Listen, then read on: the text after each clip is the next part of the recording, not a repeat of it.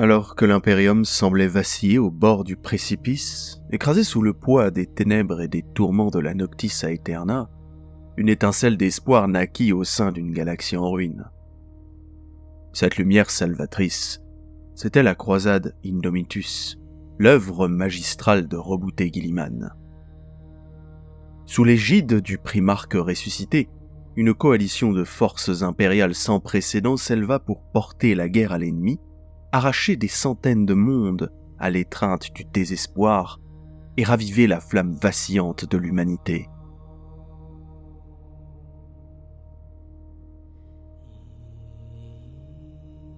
Dans les jours sombres qui suivirent la grande obscurité, lorsque les cieux eux-mêmes semblaient onduler de malice, les citoyens impériaux, livrés à leur sort, regardaient l'infini avec une crainte muette. Chaque étoile vacillante leur apparaissait comme une menace imminente, une promesse de malheur. Mais dans cette ère d'incertitude, tous ne furent pas submergés par la peur. Des héros surgirent, des âmes courageuses déterminées à rétablir le contact avec un impérium brisé. De nombreuses expéditions audacieuses furent tentées. Certaines, comme la croisade Aquila ou la frappe des Revealers pour reconquérir le secteur d'Unlar, s'illustrèrent par leur ambition, bien qu'elles échouèrent souvent face à des forces insurmontables. D'autres, comme la fatidique croisade Charon, sombrèrent dans le désastre. Mais parmi cette constellation d'efforts éparses, une entreprise surpassa toutes les autres par son éclat et par sa réussite. Sur Terra, en ces heures cruciales, Roboute Guilliman méditait en silence. Sa visite devant le trône d'or, devant la dépouille impériale de son père, avait renforcé sa détermination de manière inexorable. Investi du titre de seigneur commandeur par les hauts seigneurs de Terra, il entreprit aussitôt de rassembler une armada. Mais alors que cette entreprise colossale prenait forme, une tempête warp surgit sans prévenir, ouvrant une brèche béante dans les défenses de Terra. La panique submergea les défenseurs, mais le primarque, inflexible, mena une contre-attaque foudroyante.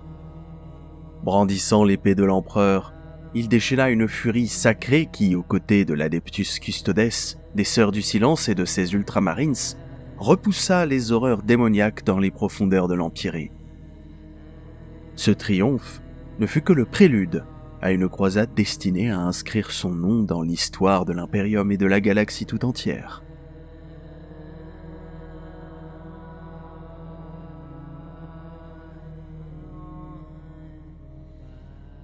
La croisade Indomitus, qui s'étend déjà sur plus de 12 années, est une entreprise titanesque, un déploiement sans égal des forces impériales.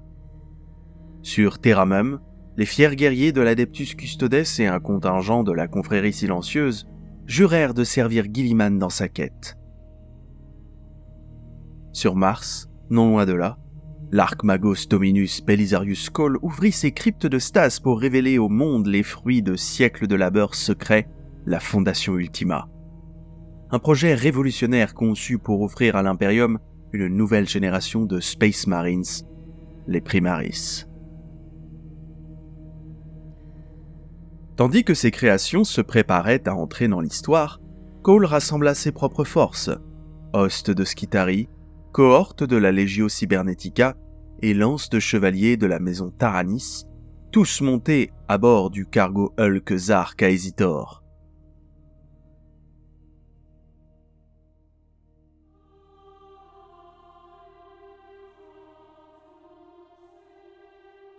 Dans une galaxie où le warp étouffait les voies astropathiques et coupait les mondes de l'Imperium de leur centre, l'appel de Guilliman trouva néanmoins des oreilles fidèles. De nombreux défenseurs répondirent à sa bannière. Des armées de la garde impériale se levèrent, rejointes par une dizaine de chapitres Space Marines, parmi lesquels les Imperial Fists se distinguèrent par leur ferveur indomptable.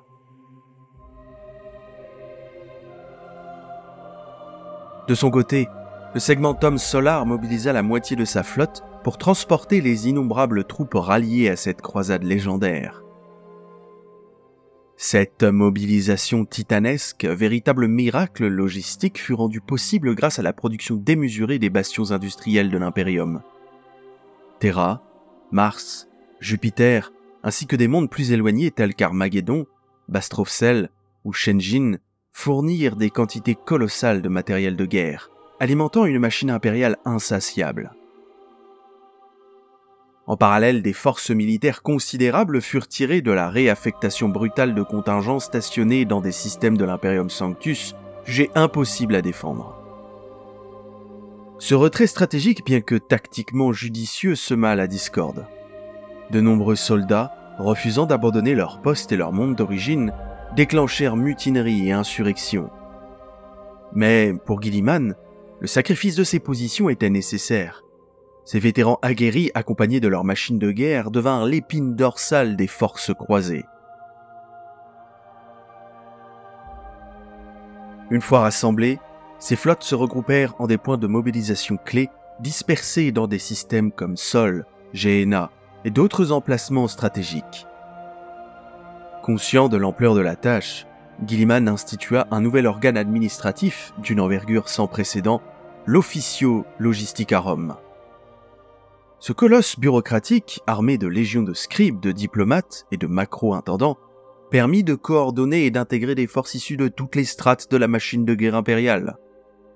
L'objectif était clair, transformer cette mosaïque de factions, d'armées et de ressources disparates en une force cohésive, capable de mener des campagnes coordonnées sur toute la largeur de la galaxie. La vision de Guilliman s'articulait autour d'une première vague de 10 flottes de croisade, désignées par une nomenclature rigoureuse.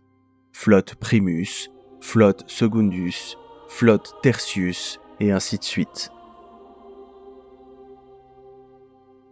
Chacune de ces flottes, immense par sa taille et diverse dans sa composition, se vit attribuer une mission spécifique, soigneusement calculée pour s'insérer dans une stratégie globale de contre-offensive. L'objectif était de stabiliser l'Imperium et de reprendre l'initiative face aux forces du chaos et aux autres ennemis de l'humanité.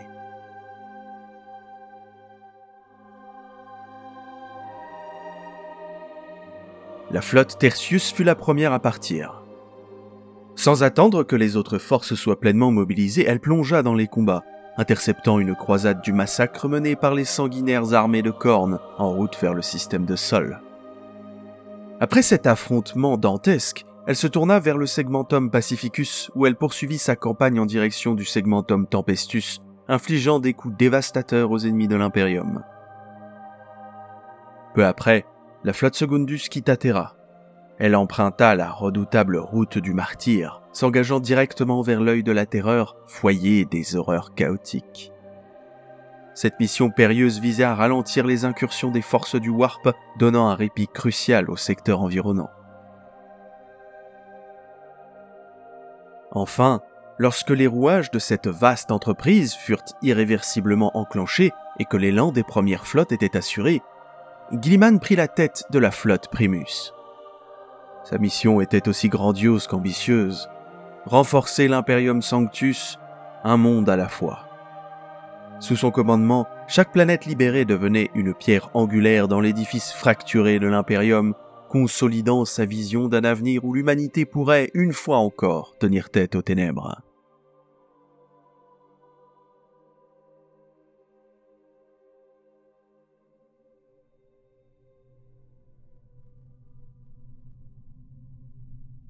En raison des coupures intermittentes de l'Astronomicon, la croisade Indomitus progressait prudemment, limitant ses sauts warp à de courtes distances d'un système à l'autre. Là où les planètes pouvaient encore être sauvées, Guilliman libérait toute la puissance de ses armées, frappant avec une précision et une détermination implacables. Gatalamor, le système Drogos et Talarn furent ainsi arrachés aux griffes des hordes démoniaques. Le tyran des reins, terreur des étendues de l'Orme, trouva sa fin dans une campagne fulgurante, tandis que la population d'Ophélia fut libérée de l'esclavage imposé par le tyran de la Flamme Bleue, bien que ce démon majeur ait échappé à la justice impériale.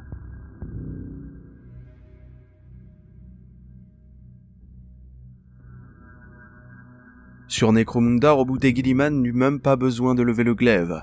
La seule annonce de l'arrivée de la croisade suffit à étouffer les rébellions en gestation. Lorsque les forces impériales atteignirent Catachan, elles trouvèrent les serviteurs des dieux sombres déjà exterminés, victimes de l'implacable résistance des régiments locaux de l'Astra Militarum. Ces défenseurs, aguerris par des décennies de guerre sur leur planète hostile, furent intégrés à la croisade qui quitta Catachan plus forte qu'elle ne l'avait été en partant de Terra, en dépit des pertes colossales déjà subies.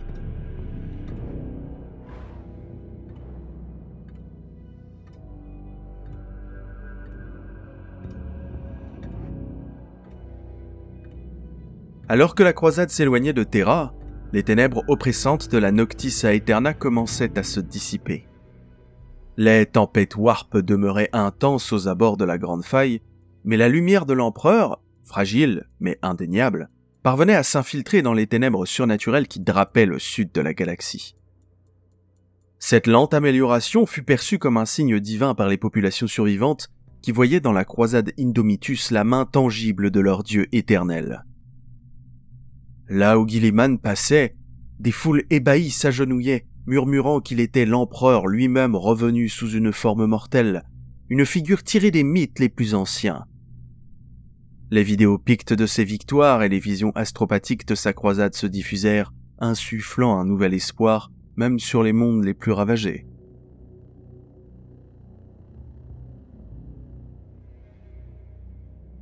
Mais toutes les batailles ne se terminèrent pas en triomphe éclatant. Certaines planètes étaient irrémédiablement condamnées. Le monde ruche Bundar, dévasté par une épidémie scrofuleuse, dut être purifié par le feu pour éviter que la contagion ne se répande.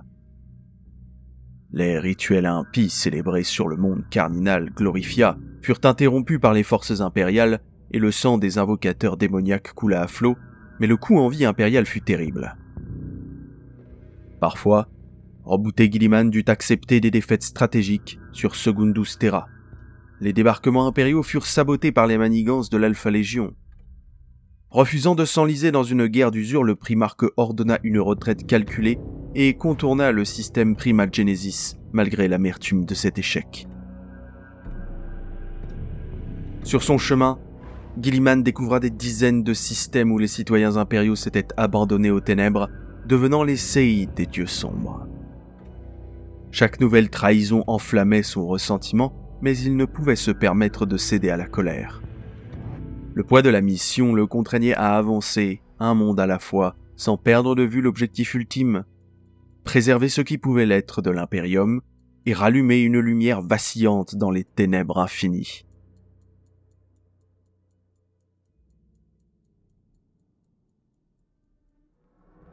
Bien que très différentes en taille et composées d'éléments issus d'une variété de corps militaires, les flottes de la croisade Indomitus obéissaient toutes aux mêmes restrictions d'organisation. Elles furent édictées par Guilliman et suivies à la lettre par l'Officio Logisticarum.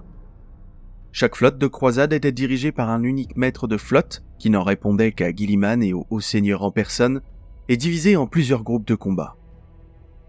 Chacun de ces groupes était une force de croisade autonome, assez polyvalente pour investir des zones de guerre de la taille d'un sous-secteur. Chaque groupe de combat était codifié alphanumériquement en haut gothique comme Alphus, Beataris ou Serastus, et commandé par un maître de groupe. À la discrétion de l'officier, les forces d'un groupe de combat pouvaient, en outre, être divisées en forces opérationnelles désignées numériquement par 1, 2 ou 3 par exemple. Chaque force était, en théorie, formée pour une mission spécifique. Conquérir un monde, rétablir le contact avec un système perdu, transmettre un message crucial, traquer un ennemi capital, tels étaient les rôles des forces opérationnelles. Dans les faits, les forces opérationnelles étaient déployées pour entreprendre des croisades mineures à part entière, coupées de leur groupe de combat et développant leurs objectifs stratégiques à la discrétion de leurs commandants. Beaucoup développèrent des marquages et des sous-cultures propres. Des guerriers de différents corps de la machine de guerre impériale nouèrent des liens plus forts que le diamant des décennies durant contre des ennemis effroyables et face à des épreuves insurmontables.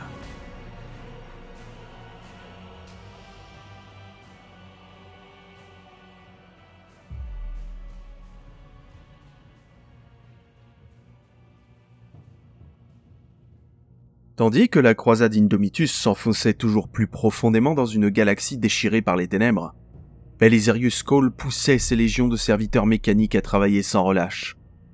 Sous son commandement impitoyable, les mécanismes automatisés du Zark Aesitor tournaient à plein régime, quitte à frôler des dysfonctionnements fatals.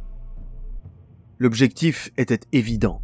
Réveiller les milliers de Space Marines Primaris endormis dans les cryptes de stase enfouies dans ces soutes. Ces guerriers, dont certains constituaient des chapitres entiers, d'autres des contingents destinés à renforcer des chapitres existants, étaient libérés au fur et à mesure des besoins, rejoignant aussitôt le théâtre des combats. Sur les monts de Rin, l'arrivée de la croisade Indomitus sonna le glas des légions infernales du prince démon Raxor. Après la bataille, les Crimson Fist furent stupéfaits de voir rebooter Guilliman en chair et en os, marchant à leur côté. Leur émerveillement ne fit qu'augmenter lorsqu'il leur présenta un contingent de Primaris portant leurs couleurs, des frères d'armes qui semblaient plus proches génétiquement de Rogaldorn qu'aucun Space Marine n'avait pu l'être depuis des millénaires. Cawl avait utilisé des Gene Seed provenant directement de combattants terrans, nés à peine quelques générations après la création des Imperial Fist originels. Certains avaient été plongés en stase depuis l'époque de la Grande Croisade, et quelques-uns se rappelaient même avoir croisé Rogaldorn en personne.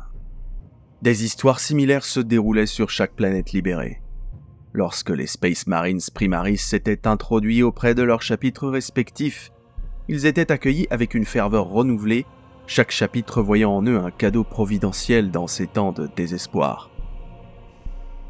Chogoris, Ultramar et Baal furent autant de scènes de retrouvailles poignantes, les fils de Sanguinius étant sauvés d'une extinction certaine par l'intervention de la croisade Indomitus.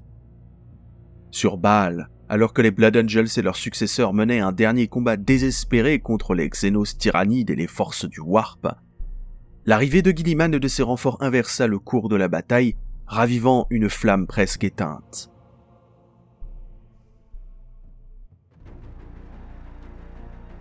À mesure que la croisade avançait dans les méandres obscurs de la galaxie, ses rangs commencèrent à se disperser.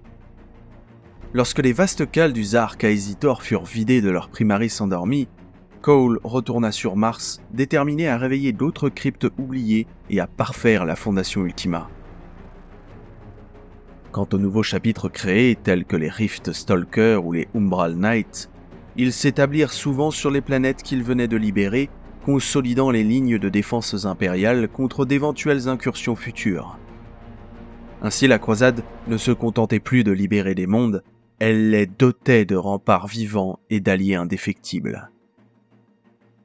Rebooté Guilliman, quant à lui, finit par entendre les appels de détresse en provenance d'Ultramar, son propre domaine ancestral. Le devoir envers son peuple et sa légion le poussa à y diriger une partie des forces croisées. Même si les triomphes récents semblaient dérisoires face à l'immensité des ténèbres, ils représentaient une lueur d'espoir dans le néant. Plus tard, les chroniques impériales affirmeraient qu'en cette période, la plus terrible depuis l'hérésie d'Horus, ce fut la croisade Indomitus qui ralluma la volonté de l'humanité à survivre.